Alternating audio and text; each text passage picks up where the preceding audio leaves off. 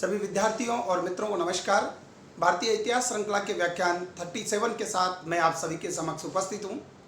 भारतीय इतिहास के अंतर्गत आज जिस विषय बिंदु पर हम अपना व्याख्यान प्रारंभ करने जा रहे हैं उस विषय बिंदु का शीर्षक है ब्रिटिश शासन के विरोध के रूप में प्रारंभिक किसान आंदोलन 1757 से 1857 ईस्वी।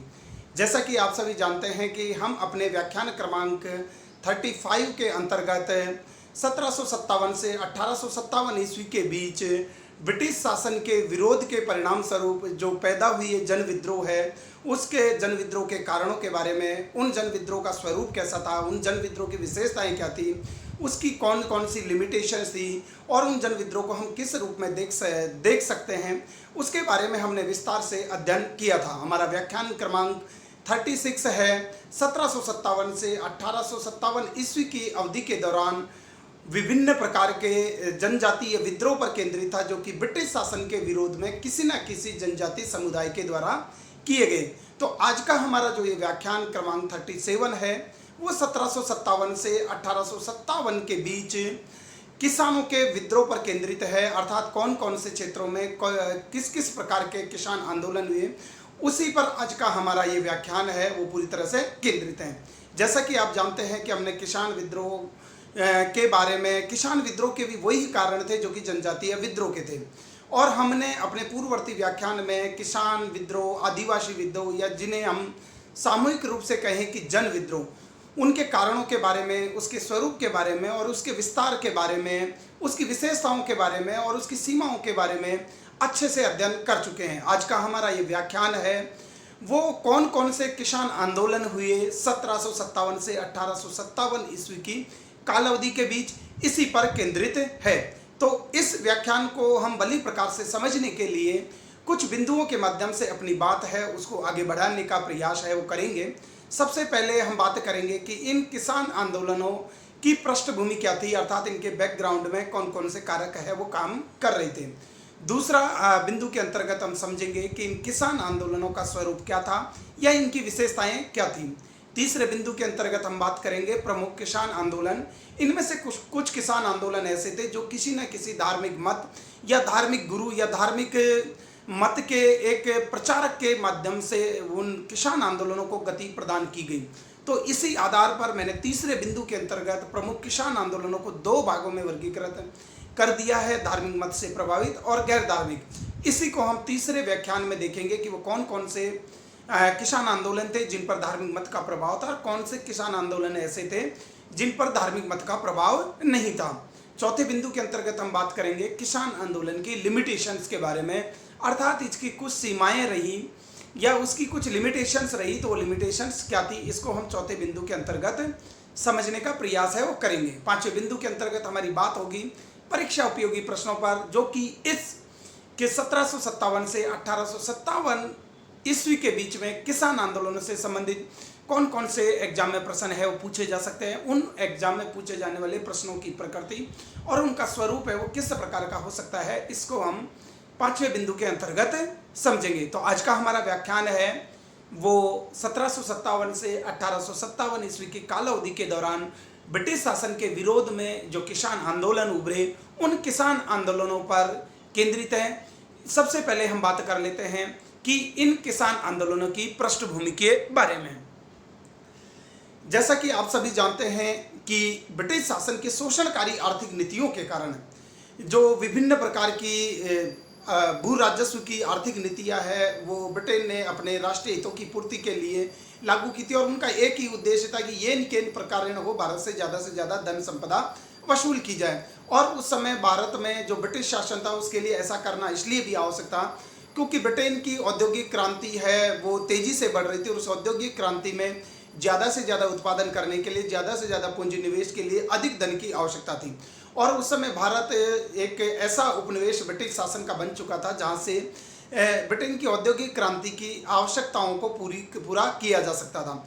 और इसी संदर्भ में जब ब्रिटिश प्रशासन ने भारत में अपने प्रत्यक्ष राजनीतिक नियंत्रण का निरंतर विस्तार करते रहे और जिन जिन क्षेत्रों को उन्होंने अधिग्रहण किया उन सभी क्षेत्रों में उन्होंने ऐसी आर्थिक नीतियाँ, ऐसा प्रशासनिक ढांचा, ऐसा सैन्य राजस्व ढांचा, ऐसा न्यायिक व्यवस्था स्थापित की जिनका जो एक प्रधान उद्देश्य था वो यही था कि ज़्यादा से ज़्यादा मालगुजारी की आसान शर्तों पर वसूली की जा सके, भारतीयों से ज़्यादा धन संपदा है उसका दोहन है वो किया जा सके, और इस एकत्रित किए गए धन को भारत से बाहर इंग्लैंड में भेज दिया जाए, ताकि वहाँ के ब्रिटेन के कल कारखानों में जिस धन की आवश्यकता महसूस हो रही थी उस धन की आवश्यकताओं को पूरा किया जा सके।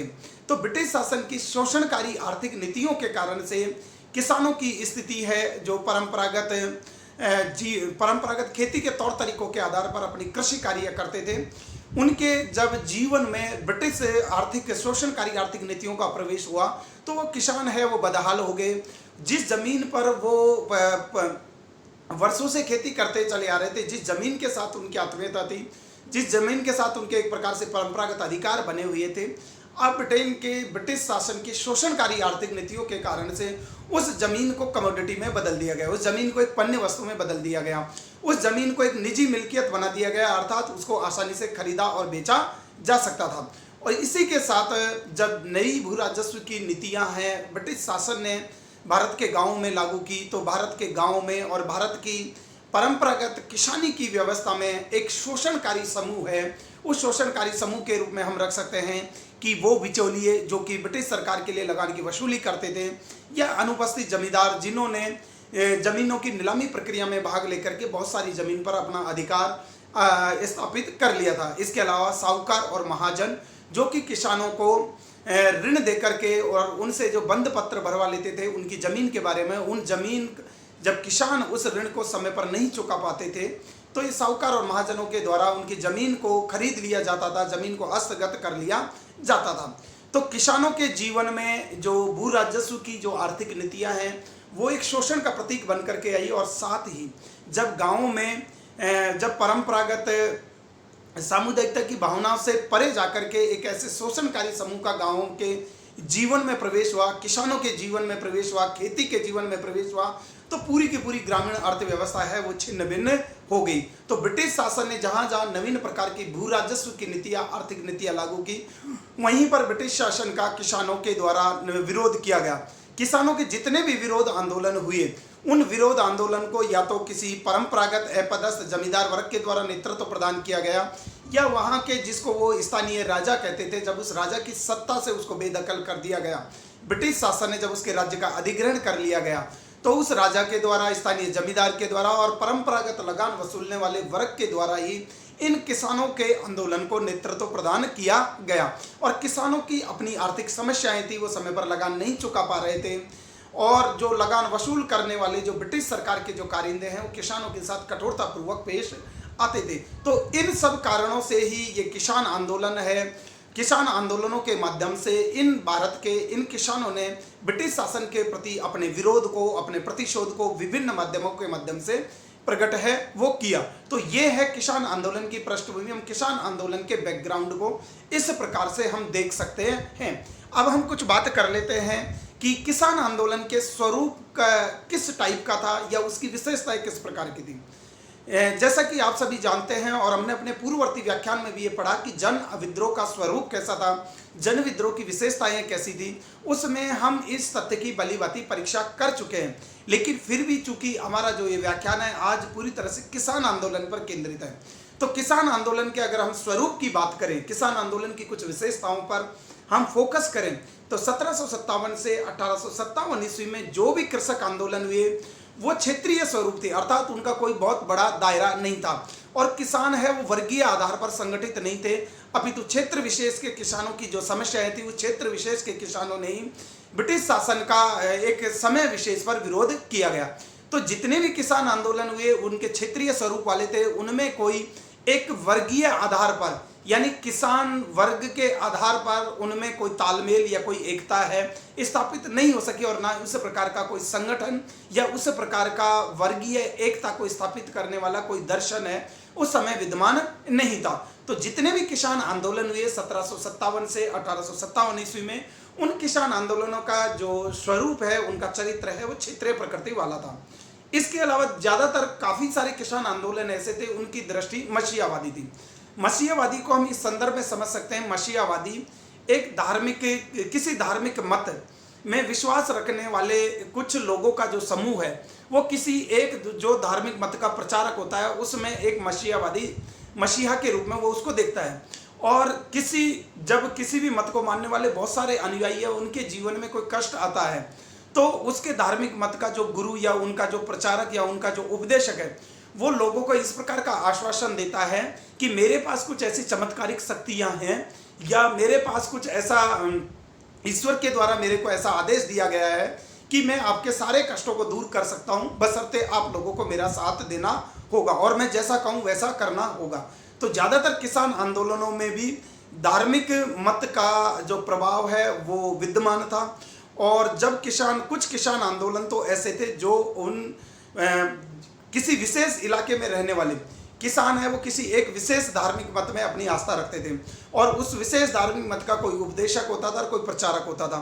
तो किसान उस उपदेशक और प्रचारक को ही अपना सबसे बड़ा धार्मिक गुरु मानते थे। और जब किसानों को कोई समस्या हुई तो उन्होंने उपदेशक, उस धार्मिक प्रचारक या उस तथाकथित धार्मिक गुरु ने जैसा उनको करने को कहा किसानों ने वैसा ही किया।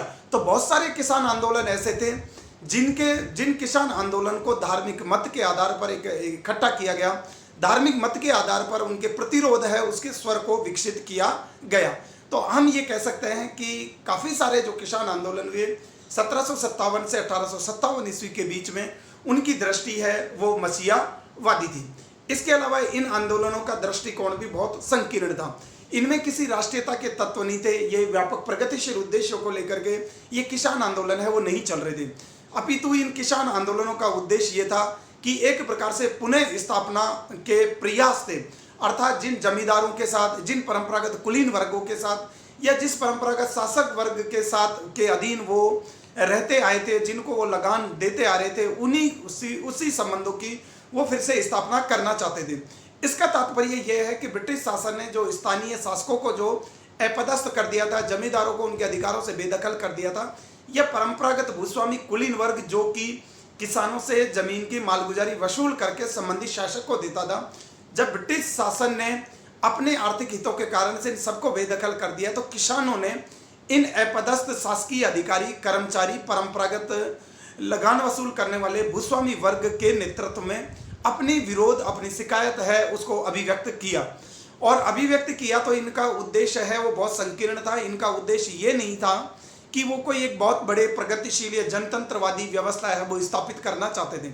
वो एक पुराने डर्रे वाली उसी निरंकुशवादी व्यवस्था से शासित होना चाहते थे, बशर्ते ब्रिटिश शोषणकारी अर्थव्यवस्था है उसका समापन हो जाए। तो इनका कोई बहुत बड़ा प्रगतिशील उद्देश्य नहीं था। इनकी सोच, विचारधारा और इनके क्षेत्र को देखा जाए तो वो काफ़ी संकुचित दृष्टि वाले थे। ये किसान आंदोलन की एक प्रकार से लिमिटेशन भी थी।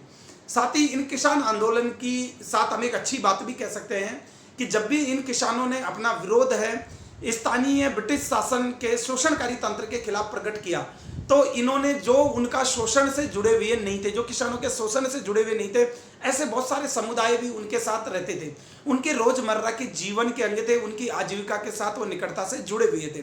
तो जो लोग, जो वर्ग, जो समुदाय, जो जाति किसानों के शोषण से नहीं जुड़ी हुई थी, किसानों का शोषण नहीं करती थी, जब किसानों ने अपना प्रतिरोध अभिव्यक्त किया, जब किसानों ने कुछ विरोध आंदोलनों में जब हिंसा भी हुई तो उन्होंने कभी भी गैर शोषणकारी वर्ग को अपने आक्रोश का निशाना नहीं बनाया। उन्होंने सिर्फ उन्हीं लोगों को अपने आक्रोश का निशाना बनाया जो उनके शोषण से सीधे सीधे जुड़े हुए थे और उन्हीं शोषणकारी वर्गों पर उनके हमले हुए, उन्हीं शोषणकारी वर्गों के घरों पर, दफ्तरों पर या उनके संस्थानों पर हमले हैं वो किए गए।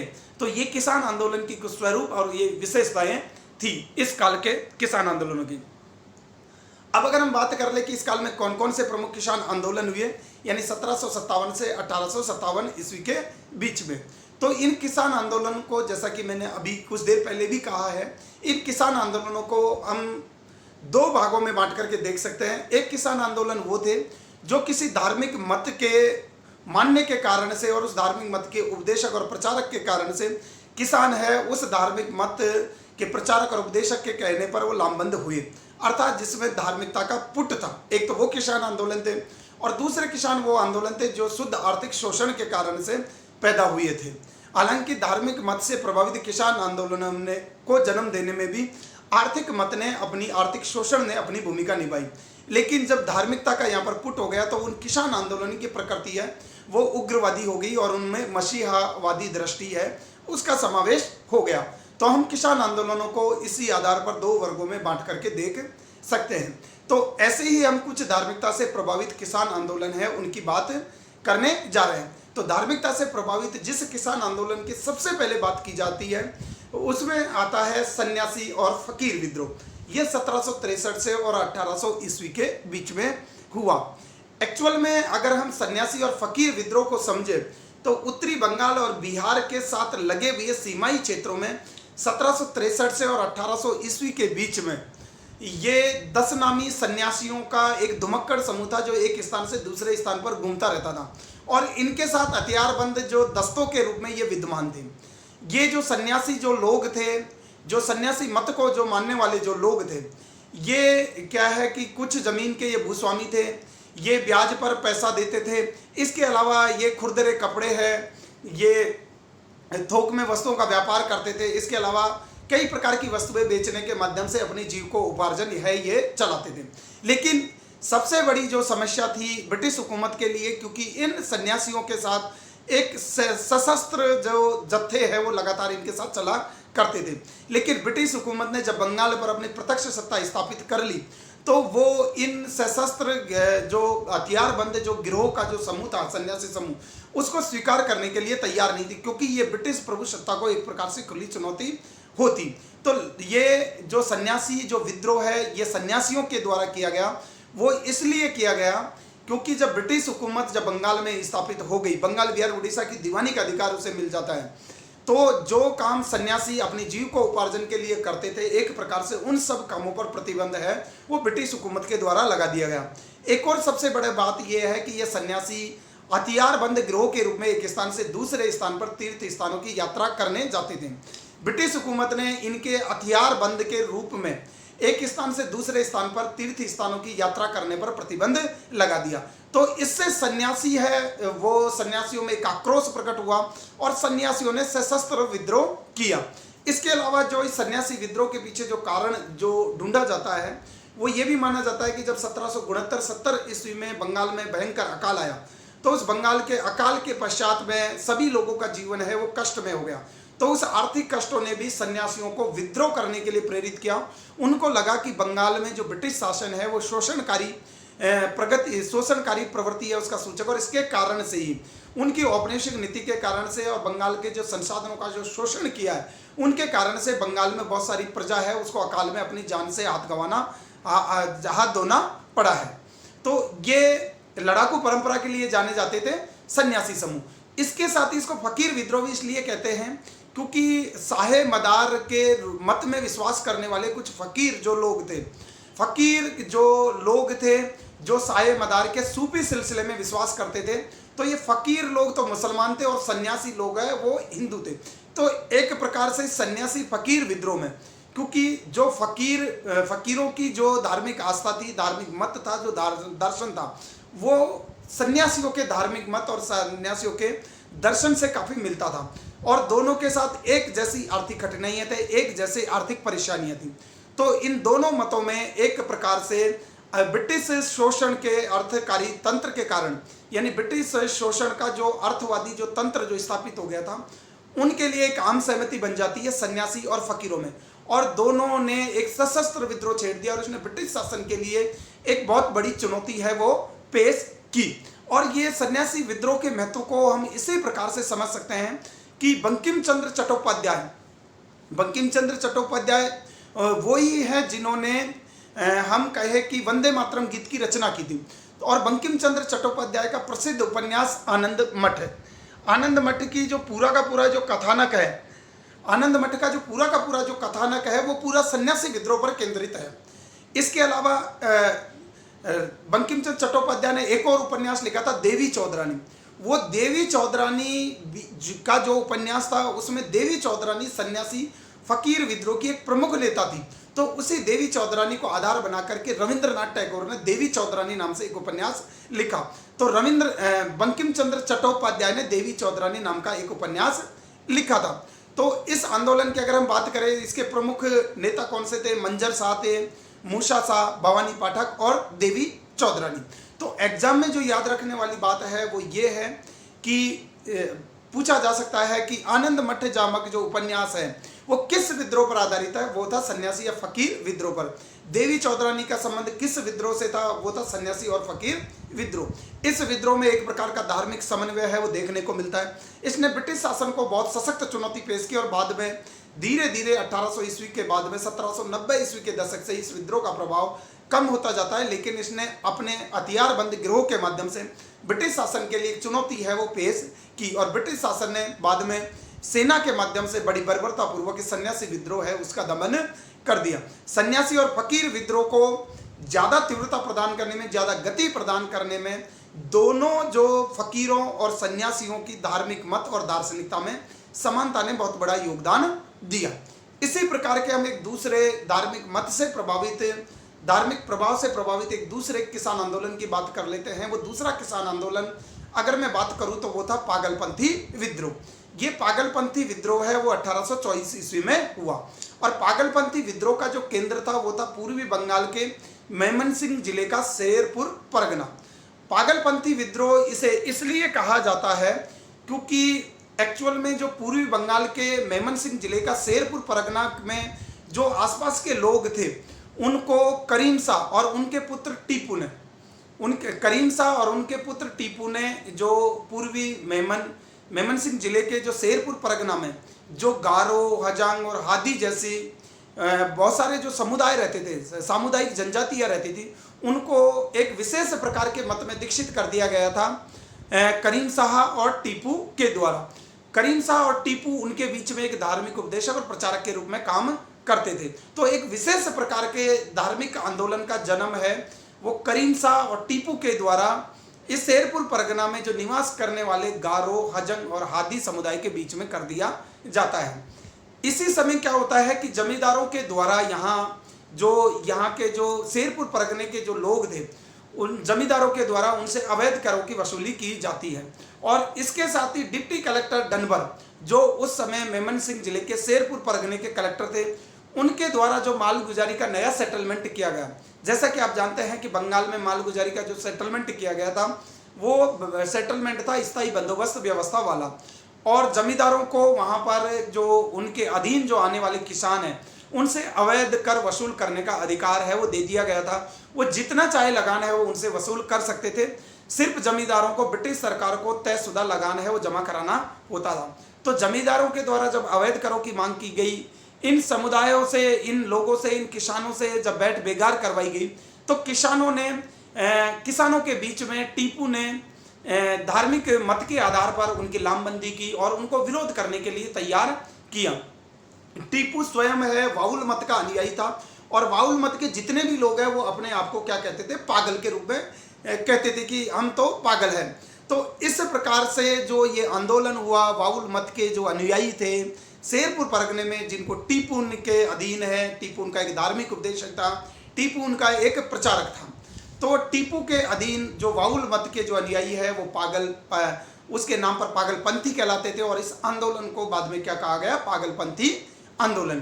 टीपू को 1824 ईस्वी में 27 ईस्वी में गिरफ्तार कर लिया जाता है और बाद में टीपू के बाद में इस आंदोलन का जो नेतृत्व किया जाता है वो किया जाता है जानकू पाथर और दोगवाज पाथर के द्वारा इसका नेतृत्व कर दिया जाता है।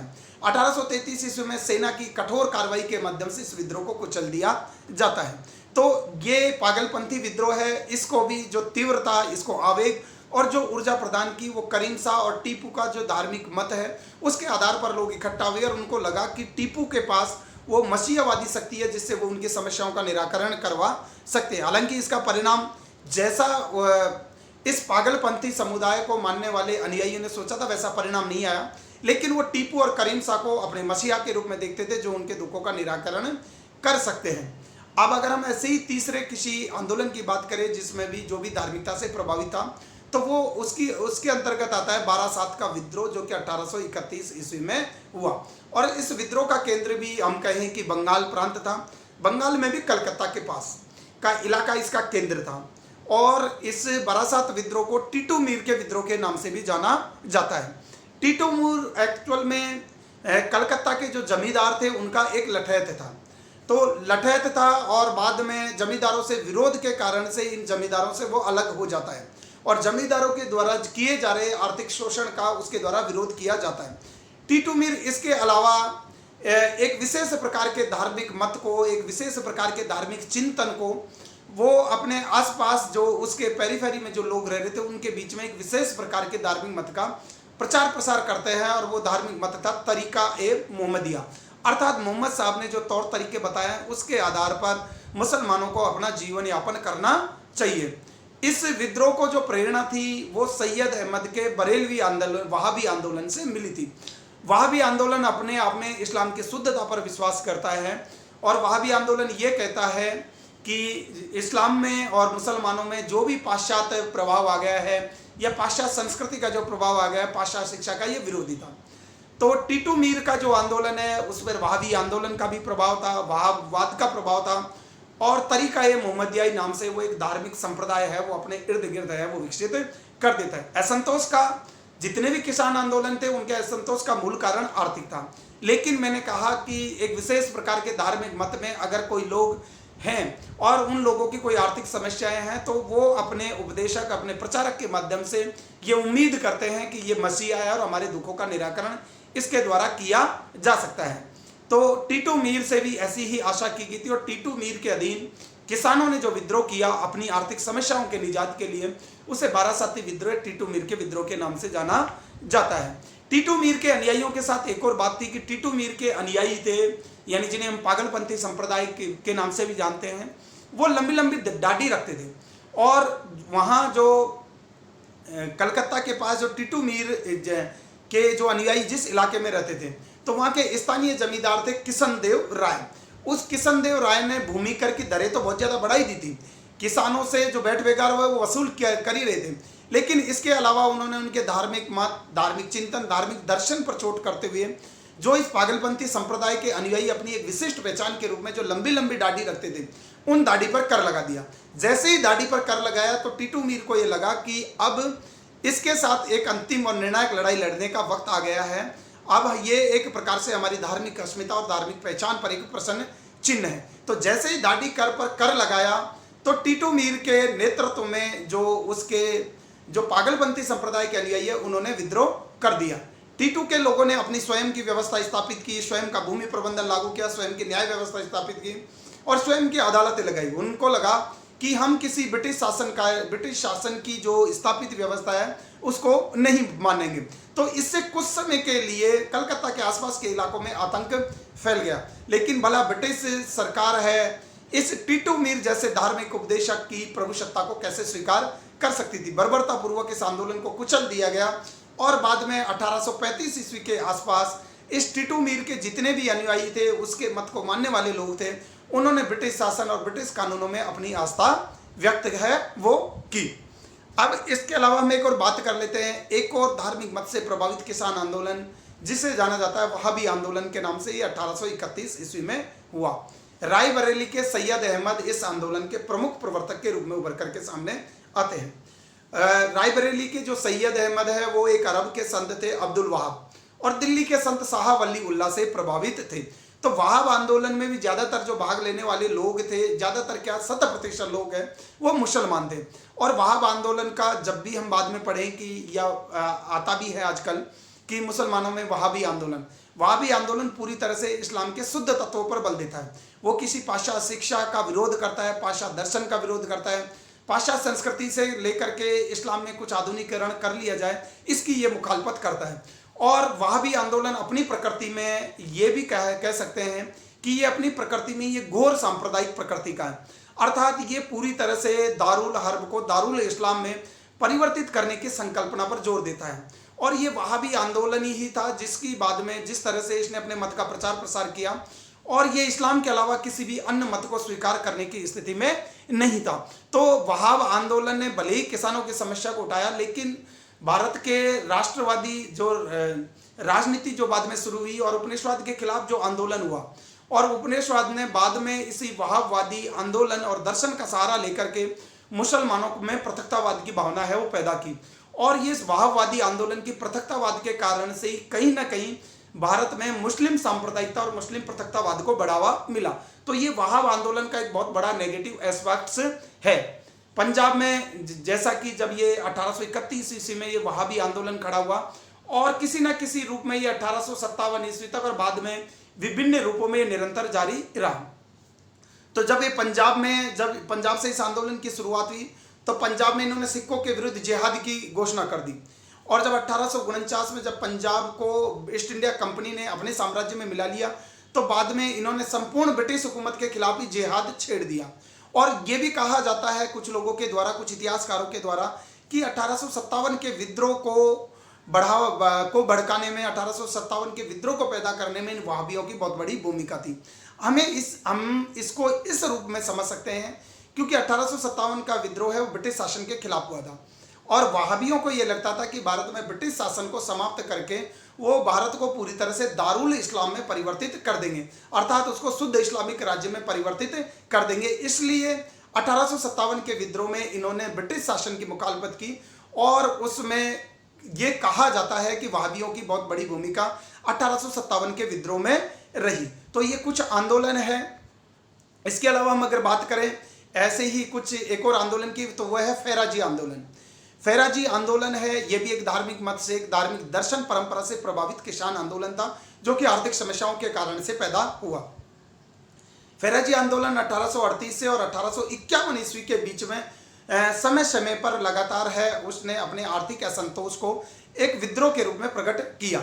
फैराजी आंदोलन का जो केंद्र था वो था पूर्वी बंगाल के किसानों में ये आंदोलन हुआ और वहाँ पर हाजी सैयदुल्ला ने अपने एक विशिष्ट धार्मिक मत का प्रचार प्रसार है वो पूर्वी बंगाल के किसानों के बीच में किया। और पूर्वी बंगाल को आज हम जो जानते हैं वो है बांग्लादेश। जब भी मैं बात कर रहा हूँ पूर्वी बंगाल, क्योंकि जो बंगाल प्रांत था उसके दो टुकड़े हो गए, पश्चिम बंगाल आज का भारत का प्रांत है और पूर्वी बंगाल आज बांग्लादेश के रूप में एक स्वतंत्र देश के रूप में जाना जाता है। तो पूर्वी बंगाल के किसानों में ज़्यादातर थे जो किसान थे वो थे मुसलमान और उन मुसलमानों के बीच में हाजी शरीयतुल्ला जैसे एक धार्मिक इस्लामी धार्मिक उपदेशक और प्रचारक ने एक विशेष मत का प्रचार किया और इसको भी वहाबी आंदोलन से प्रेरणा मिली और किसानों ने भी उसको लगे हाथ है ऐसे इस्लामी धार्मिक उपदेशक और प्रचारकों के प्रति अपनी निष्ठा व्यक्त की। और इतनी उनकी निष्ठा इस कदर व्याप्त हो गई थी कि उनका धार्मिक उपदेशक और प्रचारक को वो अपने मसीहा के रूप में देखते थे और उनको लगता था कि इनका धार्मिक उपदेशक और प्रचारक इनको सभी प्रकार के कष्टों से मुक्ति है वो दिला देगा। तो 1839 हाजी शरीयतुल्ला के द्वारा ये फैराजी आंदोलन है, इसका सूत्रपात किया गया। यह सूत्रपात इसलिए हुआ था क्योंकि किसानों से ज़्यादा टैक्स वसूल किया जा रहा था। तो किसानों की आर्थिक समस्याओं को धार्मिक रंग में रख करके एक फैराजी आंदोलन की शुरुआत है वो हाजी शरीयतुल्ला के द्वारा की गई। 1839 ईस्वी में हाजी शरीयतुल्ला की मृत्यु के बाद उसके पुत्र दूदू मियाँ ने इस आंदोलन को आगे बढ़ाया। दूदू ने इस आंदोलन को न केवल आगे बढ़ाया अपितु इस आंदोलन को गति देने के लिए सभी लोगों के बीच में फैराजी आंदोलन के प्रचार प्रसार के लिए दूदू मियाँ ने क्या किया कि ढाका है, पबना है, जैसोर है और बारिशाल आदि क्षेत्रों में खलीफा है वो नियुक्त किए। दूदू ने ढाका, पबना, जैसोर और बारिशाल आदि क्षेत्रों में खलीफा है वो नियुक्त किए। किसानों ने अपनी पंचायतें गठित करने और ब्रिटिश न्यायालयों का बहिष्कार करने को कहा गया। अर्थात दूदू मियाँ ने यह चाहा कि स्वयं की एक जो फैराजी मत में जो विश्वास रखने वाले जो मुस्लिम किसान हैं उनकी स्वयं की एक व्यवस्था स्थापित और उस व्यवस्था के माध्यम से वो संचालित किए जाए, उनकी व्यवस्थाएं, उनकी जीवन पद्धति उसके आधार पर संचालित की जाए। लेकिन ब्रिटिश हुकूमत को ये स्वीकार नहीं था और ब्रिटिश हुकूमत ने अपने प्रकार से इस आंदोलन का दमन है वो कर दिया। तो ये फैराजी आंदोलन था जिसने किसानों की समस्याओं को आधार बनाकर उसको धार्मिक रंग में रंग करके उसको एक तीव्रता और एक आवेग है वो प्रदान किया। अब अगर हम ऐसे ही एक और धार्मिक मत से धार्मिक रंग में चढ़े हुए और किसान आंदोलन की बात करें तो उसमें नाम आता है मोपला विद्रोह। 1840 और 50 के दशक में इस आंदोलन की तीव्रता है वो देखी गई। मोपला मालाबार तट के कृषक थे। मालाबार तट आज का जो केरल राज्य का जो समुद्र तटवर्ती जो इलाका है उसको मालाबार तट के नाम से जाना जाता है। तो मोपला मालाबार तट के कृषक थे और ये उन अरब व्यापारियों के वंशज थे जो इस क्षेत्र में बस गए थे। और बाद में जब अरब व्यापारियों के वंशज इस क्षेत्र में बस गए उन्होंने यहाँ की स्थानीय स्त्रियों से विवाह करके अपनी वंशवृद्धि की। बाद में इन्हीं मोपलाओं के साथ में कुछ निचली जाति के हिंदू है उनका भी धर्मांतरण हुआ और उन्होंने इस्लाम धर्म को स्वीकार करके वो भी एक मुस्लिम कृषक वर्ग में, मुस्लिम मछुआरे वर्ग में या विभिन्न प्रकार के दस्तकारी वर्ग में शामिल हो गए। तो बाद में इन लोगों का एक जो समूह है वो मोपला के नाम से जाना गया। तो मोपला लोग हैं वो मालाबार तट के कृषक थे, जिसमें कृषक के अलावा कृषक की खेती कार्य करने के अलावा अन्य लोग भी शामिल थे, लेकिन ज़्यादातर जो लोग थे ये इसमें छोटे मोटे कार्य करने वाले हैं वो मुस्लिम समुदाय से संबंधित थे। और मुस्लिम समुदाय से संबंधित ये लोग थे तो इन्होंने जैसा कि आप सभी जानते हैं कि ब्रिटिश सरकार ने नए भू राजस्व बंदोबस्त किए और नए भू राजस्व बंदोबस्त में उसने ज़्यादातर जो स्थानीय परंपरागत भूस्वामी और कुलीन वर्ग है उसकी सत्ता को फिर से स्थापित करके उनके साथ ही लगान वसूली का अरेंजमेंट किया। ऐसा ही अरेंजमेंट है वो मालाबार तट में किया गया, जहां पर हिंदू नंबूदारियों और नायर जैनियों के माध्यम से लगान वसूली की व्यवस्था है वो प्रारंभ की। ये हिंदू नंबूदारियों और नायर जैनी ये दोनों ही हिंदू धर्म से संबंधित थे और मोपला के जितने भी जो किसान थे जिन्हें मोपला किसान कहा जाता है वो सारे के सारे मुसलमान कृषक थे। तो इस मोपला विद्रोह में अक्सर है वो सांप्रदायिकता का रंग है वो चढ़ा दिया गया, क्योंकि भूस्वामी और कुलीन वर्ग और जमींदार वर्ग लगान वसूल करने वाले जो वर्ग थे वो हिंदू धर्म से थे, जबकि जिन जो किसान थे वो ज़्यादातर मोपला थे यानी वो मुस्लिम कृषक थे। तो जब भी इस क्षेत्र में जमींदारों और कुलीनों के खिलाफ कोई विद्रोह हुआ तो उसको एक सांप्रदायिकता का आवरण है वो दे दिया गया। उसमें एक प्रकार से इसने इस इलाके के धार्मिक सद्भाव के वातावरण को बिगाड़ने का काम किया इस मोपला विद्रोह ने, क्योंकि हिंदू जमींदार है वो हिंदू जमींदार और हिंदू परंपरागत भू कुलीन वर्ग के द्वारा जब मुसलमान कृषकों से ज़्यादा टैक्स की वसूली की जाती थी तो ये जो सांप्रदायिकता का रंग देने वाले लोगों ने इस तरह का मत प्रचारित किया कि हिंदू लोग हैं जानबूझ करके मुसलमानों को परेशान कर रहे हैं। तो इस प्रकार का ये मोपला आंदोलन है उस प्रकार का प्रभाव है वो देखने को मिलता है। विशेषतर मंबारम के सैयद आलवी और उसके पुत्र फजले, जिसे हम टंगल के नाम से भी जाना जाता है, वो मोपलाओं के एक धार्मिक नेता के रूप में उभरते हैं और उन्होंने हिंदू धर्म के खिलाफ एक प्रकार से सांप्रदायिकता को बढ़ावा दिया और उन्होंने कहा कि हम मुसलमान हैं और हिंदू ये जो जमींदार है हिंदू भूस्वामी कुलीन वर्ग है ये हमारा शोषण कर रहे हैं हमारे धर्म के कारण से। जबकि किसी भी इलाके में जो भूस्वामी कुलीन वर्ग है जो हिंदू जमींदार जिन इलाकों में थे वहाँ उन्होंने हिंदू किसानों को ही नहीं बख्शा, लेकिन फिर भी मोपला जो विद्रोह हुआ उसमें धार्मिकता का और सांप्रदायिकता का बहुत बड़ा पुट है वो देखने को मिलता है। यहाँ पर सैयद अलावी और उसके पुत्र फजले और टंगल है वो मोपलाओं के धार्मिक नेता के रूप में उभरते हैं और 1840 और 50 के दशक में इस मालाबार के तट में कृषक अशांति रहती है और उसमें काफ़ी हद तक हिंदू मुसलमान के एक वैमनस्य और विवाद के रूप में ये मोपला विद्रोह है वो तब्दील हो जाता है। अब हम बात कर लेते हैं कि अन्य गैर धार्मिक प्रकृति के कौन कौन से आंदोलन थे, अर्थात जो शुद्ध किसानों के आर्थिक शोषण से संबंधित थे और आर्थिक उनकी शिकायतों को लेकर के स्थानीय जमींदार वर्ग, स्थानीय अपैदा शासकीय और कर्मचारी वर्ग या किसानों के बीच से ही कोई नेता उभर करके आता है और इन किसानों के प्रतिरोध को ब्रिटिश शासन की सत्ता को चुनौती देते हुए अपनी आवाज़ है वो बुलंद करता है। तो ऐसे ही हम अन्य गैर धार्मिक प्रकृति के किसान आंदोलनों की अगर हम बात करें तो सबसे पहले हम बात कर लेते हैं विजयनगरम का विद्रोह, जो कि 1794 ईस्वी में हुआ। ये विद्रोह है विजयनगर के जो शासक की स्वतंत्रता पर अंकुश लगाने के कारण से हुआ था। ऐसे ही बंगाल का रंगपुर विद्रोह है वो 1783 ईस्वी में हुआ। वहाँ पर जमींदार देवी सिंह के अत्याचार के विरोध में धीरज नारायण के नेतृत्व में किसानों का आंदोलन होता है। ये था रंगपुर का विद्रोह। बाद में धीरज नारायण के बाद में इस रंगपुर के विद्रोह का नेतृत्व किया नूरुद्दीन ने।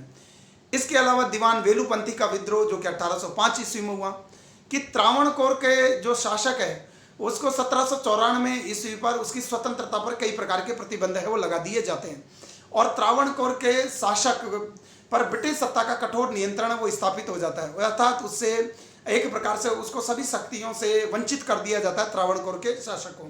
तो उस समय त्रावणकोर के दीवान होते हैं वेलुपंथी, वो जो त्रावणकोर के शासक की शक्तियों पर जो ब्रिटिश हुकूमत के द्वारा जो अतिक्रमण किया गया था उनको उस अतिक्रमण के खिलाफ एक विरोध प्रकट करते हुए दीवान वेलुपंथी के नेतृत्व में किसानों का एक विद्रोह है वो होता है 1805 ईस्वी में।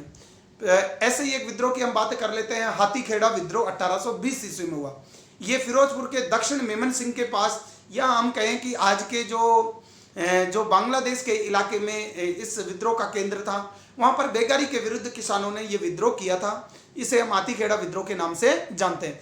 फिरोजपुर के दक्षिण मेमन सिंह के पास हाथीखेड़ा नामक स्थान पर किसानों से जो बेगारी करवाई जा रही थी जमींदारों के द्वारा, उसके प्रतिकार में ये विद्रोह हुआ था। किसानों का ये आंदोलन हुआ था, जिसे हाथीखेड़ा के विद्रोह के नाम से जाना जाता है। इसके अलावा अगर हम बात करें कित्तूर चेन्नम्मा का विद्रोह, ये 1824 से और 1829 ईस्वी में हुआ। कित्तूर के राजा की जब मृत्यु हो जाती है और कित्तूर के राजा की रानी के द्वारा राज्य के उत्तराधिकारी के रूप में किसी पुत्र को गोद लिया जाता है, तो ब्रिटिश हुकूमत है उस कित्तूर के गोद लिए गए पुत्र के अधिकार को मान्यता देने से इनकार कर देती है।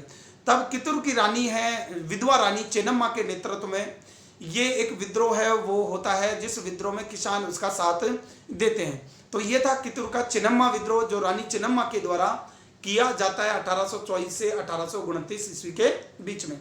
इसी प्रकार के एक और किसान आंदोलन हुआ। किसानों का विरोध जिस रूप में प्रकट हुआ उसे हम एक और रूप में जानते हैं, वो होता है रामोसी विद्रोह। रामोसी विद्रोह 1826 से 1829 ईस्वी में हुआ और इस विद्रोह का केंद्र है वो पूना के पास ही था।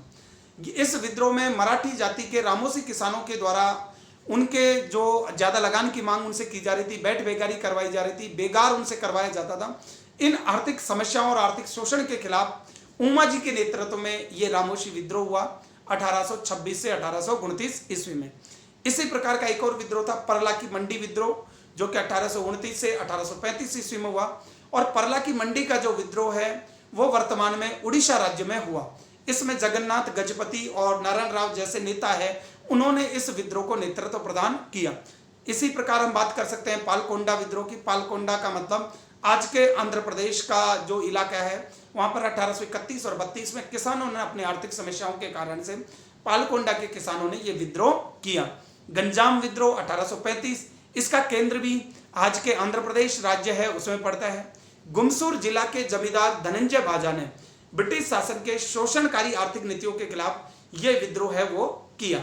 एक और विद्रोह की हम बात कर लेते हैं, वो था सतारा का विद्रोह, जो कि 1839 ईस्वी में हुआ। एक्चुअल में इसमें यह हुआ था कि सतारा के शासक थे, उनको गद्दी से हटा दिया गया था। तो बाद में उस सतारा के शासक को गद्दी से हटाने के विरोध में सतारा के जो मंत्री थे, उस शासक के जो मंत्री थे नरसिंह राव दत्तात्रेय पेतकर के नेतृत्व में किसानों के माध्यम से ये विद्रोह है वो किया गया।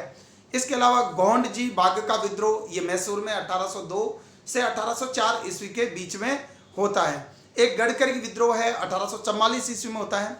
गडकरी विद्रोह ये वो था जब महाराष्ट्र के प्रदेश पर ब्रिटिश हुकूमत का नियंत्रण हो जाता है और गडकरी नाम की जाति के जो लोग हैं वो मराठों की सेना में जो शामिल थे, जब उस मराठों के राज्य पर ब्रिटिश हुकूमत के द्वारा कब्जा कर लिया जाता है, तो गडकरी समुदाय के रूप में जाने जाने वाले जो सैनिक हैं वो बेरोजगार हो जाते हैं और वापस वो कृषि कर्म है उसको अपना लेते हैं। तो ये था गडकरी विद्रोह 1844 ईस्वी में हुआ। इसके अलावा सूरत नमक विद्रोह है 1844 ईस्वी में हुआ था। सूरत नमक विद्रोह में क्या था कि प्रति मन जो कर की दर है वो 50 पैसे प्रति से बढ़ा करके 1 रुपये प्रति मन कर दी गई थी। इसलिए नमक पर, यानी नमक पर कर की दर 50 पैसे प्रति मन से बढ़ा करके 1 रुपये प्रति मन कर 1 रुपये प्रति मन की कर की दर किए जाने के कारण से ये सूरत नमक विद्रोह 1844 ईस्वी में होता है। इसके अलावा एक और है बुंदेला विद्रोह, ये कुरनूल में हुआ 1846-47 ईस्वी में। तो इस प्रकार से धार्मिक मत से प्रभावित किसान आंदोलन हुए और गैर धार्मिक प्रकृति के बहुत सारे भी किसान आंदोलन हुए। किसानों ने अपने विरोध को जो ब्रिटिश शासन का जो शोषणकारी जो तंत्र था, शोषक समूह था और जो जमींदारों के द्वारा उनसे ज़्यादा लगानों की वसूल की जा रही थी, जो अनुपस्थित जमींदार वर्ग है उनकी जीवन पद्धति में हावी हो गए, तो उनके खिलाफ है एक बहुत बड़े उन्होंने अपने विरोध की प्रकट किया स्थानीय स्तर पर। और कई उन्होंने जो शोषणकारी वर्ग के संस्थानों को लूटा, उनके कागजात भी जलाए गए। तो इस प्रकार की जितने भी किसान आंदोलन थे इनका स्वरूप था वो क्षेत्रीय था और ये वर्गीय आधार पर संगठित नहीं थे, स्थान विशेष की समस्याओं पर केंद्रित है। और जैसे ही उनकी स्थान विशेष की जो समस्याएं हैं वो समाप्त हो जाती तो उनका किसान आंदोलन है वो विद्रोह है वो भी समाप्त हो जाता था। तो इनका कोई व्यापक राष्ट्रीय उद्देश्य नहीं था। तो किसान आंदोलन की सीमाएं और मूल्यांकन में भी यही सारी बातें हैं। हम कह सकते हैं कि इनका कोई व्यापक आधार नहीं था, प्रगतिशील दृष्टिकोण नहीं था, इनका क्षेत्रीय आधार बहुत संकुचित था, वर्गीय आधार पर ये संगठित नहीं थे, और इनमें पढ़े लिखे लोग नहीं थे, और राष्ट्रवादी की भावना से ये कोसों दूर थे, और केवल ये स्थानीय स्तर की समस्याओं से ही संबंध थे। इनका ब्रिटिश शासन के एक व्यापक शोषणकारी चरित्र को इन्होंने कभी भी कोई चुनौती पेश नहीं की। तो ये किसान आंदोलन की सीमाएं और मूल्यांकन है, हम इस प्रकार से कर सकते हैं। लेकिन फिर भी किसानों को इस बात का श्रेय दिया जाता है कि जब भी किसानों को ये लगा कि उनका आर्थिक शोषण ज्यादा किया जा रहा है, तो उन्होंने अपने विरोध को प्रकट किया, यानी विरोध को प्रकट कर करके उन्होंने अपने जिंदा रहने का सबूत दिया। तो ये किसानों की बहुत बड़ी उपलब्धि थी, जबकि उनको ये पता था कि जिस तरह की ब्रिटिश सत्ता से उनका सामना होने जा रहा है, वो ब्रिटिश सत्ता जो कि आधुनिक हथियारों से लैस थी, प्रशिक्षित थी, और जिसका एक पूरा का पूरा शोषणकारी आर्थिक तंत्र है वो स्थापित हो चुका था, जिसके पास एक बहुत बड़ी आर्मी है, एक पुलिस तंत्र है और न्यायिक व्यवस्था, ये सब इनके खिलाफ है। इनके बावजूद किसानों ने भी अपनी जो समस्याएं थी उनको आवाज दी और उन समस्याओं को उठाया, और अपने स्थानीय जमींदार, स्थानीय शासक वर्ग और स्थानीय नेताओं के नेतृत्व में स्थानीय स्तर पर ही सही अपने विरोध है उसको बुलंद किया और अपने विरोध को विद्रोह के रूप में परिवर्तित किया। इस बात के लिए किसानों को श्रेय है वो दिया जा सकता है। अब हम बात कर लेते हैं कि इस टॉपिक से संबंधित कौन कौन से परीक्षा उपयोगी प्रश्न है वो हो सकते हैं। तो ज़्यादातर आपको पूछा जा सकता है कि 4-5 आपको आंदोलन दे देंगे, विद्रोह दे देंगे, और उनको अगर एग्जाम बहुत अच्छे स्टैंडर्ड की है तो उनके सन के अनुसार आपको आरोही अवरोही क्रम में पूछा जा सकता है। या आपको कहा जा सकता है कि वेलुपंथी के विद्रोह का संबंध किस साल से है, कहाँ पर हुआ, या कि रानी चेन्नम्मा का संबंध किस विद्रोह से है, या इसके अलावा टीटू मीर का आंदोलन, पागलपंथी विद्रोह, और इसके अलावा हम कहें फैराजी आंदोलन का संबंध मोपला विद्रोह में क्या था। तो इससे संबंधित बहुत सारे एग्जाम में क्वेश्चन है वो पूछे जा सकते हैं। लेकिन मैं एक बार फिर आप लोगों के लिए रिमाइंड कर दूं कि 1757 से 1857 ईस्वी के बीच में जितने भी विद्रोह हुए, चाहे वो आदिवासी विद्रोह हो चाहे किसान विद्रोह हो, इन्हें हम एक जन विद्रोह के रूप में कह रहे हैं। ये सिर्फ अपनी स्थानीय समस्याओं पर केंद्रित थे, इनका स्थानीय आधार था, ये वर्गीय आधार पर संगठित नहीं थे, और ये एक पुनः स्थापना की प्रक्रिया से जुड़े हुए थे। इनके संदर्भ में कोई प्रगतिशील दृष्टिकोण नहीं था। इनका अपना कोई एक पढ़े लिखे वर्ग ने कभी भी इनको नेतृत्व प्रदान नहीं किया।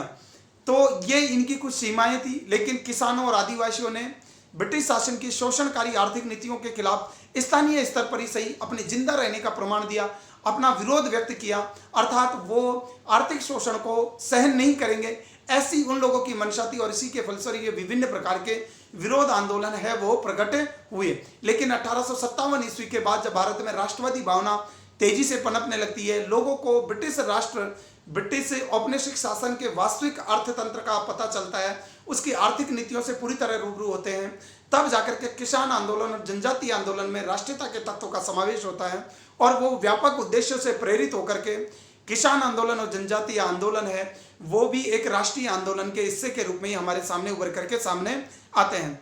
जनजातीय आंदोलन की तो फिर भी हम कह सकते हैं, लेकिन किसान आंदोलन पूरी तरह से, कई किसान आंदोलन तो हम जब पढ़ेंगे तो ये देखेंगे कि कुछ राष्ट्रवादी नेताओं के द्वारा उनके समर्थन में बात कही गई, उनके समर्थन में उन्होंने कुछ जगह इन आंदोलनों को नेतृत्व भी प्रदान किया। तो इस प्रकार हमारा जो ये 3 व्याख्यान थे, व्याख्यान क्रमांक 35, 36 और 37, जिसमें 1757 से 1857 ईस्वी के बीच ब्रिटिश शासन के विरोध के संदर्भ में जो आंदोलन हुए, चाहे हम उसे आदिवासी आंदोलन की बात करें या किसान आंदोलन की बात करें, उसका हमने विस्तार से अध्ययन किया, उसके स्वरूप को समझाया, वो किस प्रकृति का था, क्या विशेषताएं थी, उनको नेतृत्व मिला तो कहाँ से मिला, क्या पढ़े लिखे वर्ग ने उनका सहयोग किया या नहीं किया, और उसके योगदान को हम किस रूप में याद कर सकते हैं, इसके बारे में हमने एक एक करके प्रत्येक बात की विस्तार से पड़ताल की है। तो ये व्याख्यान है, मैं उम्मीद करता हूँ कि इस व्याख्यान से संबंधित सारी शंकाएं, सारी दुविधाएं आपकी पूरी क्लियर हो गई होगी। कल एक फिर नए व्याख्यान के साथ मैं फिर से आपके समक्ष उपस्थित होऊंगा। तब तक के लिए इस पूरे व्याख्यान को पूरी तरह से सुनने के लिए आप सभी का बहुत बहुत धन्यवाद और आभार।